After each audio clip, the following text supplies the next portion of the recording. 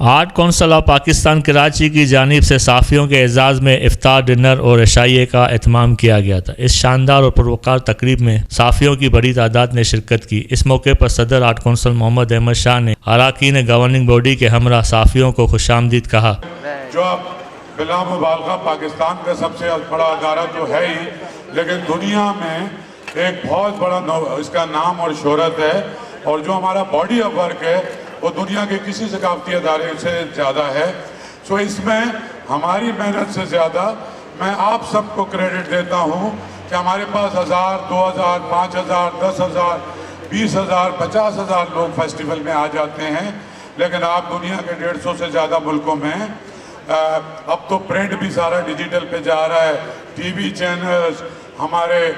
Camera مین، photographer دوست، ہمارے صحافی، پھر ڈیسک پہ بیٹھے ہوئے ہمارے سارے، اور وہ پاکستان کا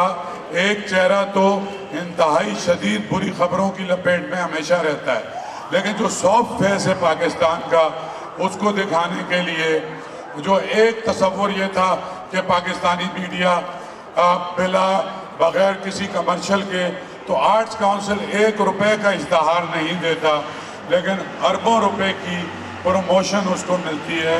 وہ جو کام کرتا ہے۔ تو یہ ایک شکریہ کا ڈنر ہے، یا عید ملن بھی کریں گے، وہ شکریہ کا ہے۔ جب ہم آئے تھے، میں جاج فاروقی صاحب،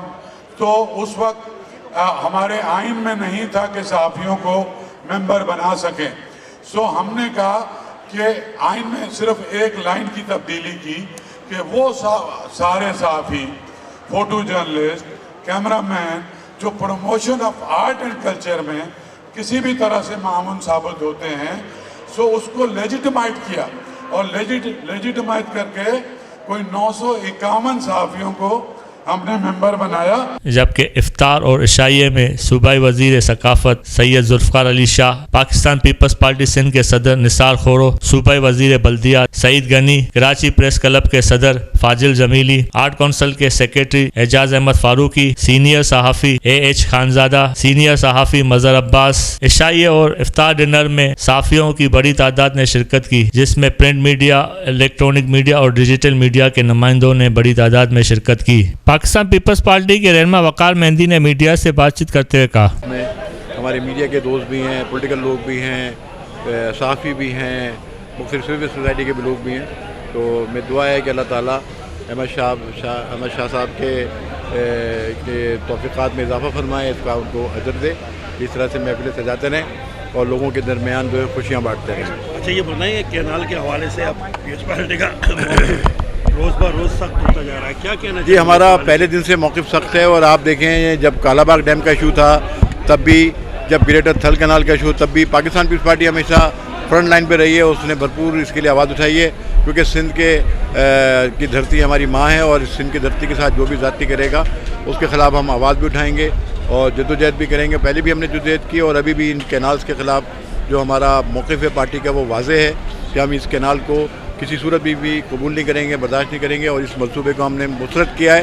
اس دن سندھ کونسل کا ہمارا پارٹی کا اجلاس تھا، اس میں بھی متفقہ رائے سے اس کو مسرت کیا گیا ہے، اور ہم پارٹی کی جانب سے ہمارے چاہے چیئرمین بلال بھٹو زرداری ہوں، چیف منسٹر صاحب ہوں، پارٹی ہو، تمام جو ہے یہ آواز ہے اس کے اوپر، اور ہم سندھ کے عوام کے امنگوں کے ترجمان ہیں، اور انشاءاللہ سندھ کے عوام کو کبھی پاکستان پیپلز پارٹی دھوکہ نہیں دے گی۔ آرٹس کونسل آف پاکستان کی ایک روایت ہے کہ ہر سال صحافیوں کے اعزاز میں ایک بھرپور افطار ڈنر کا اہتمام کیا جاتا ہے،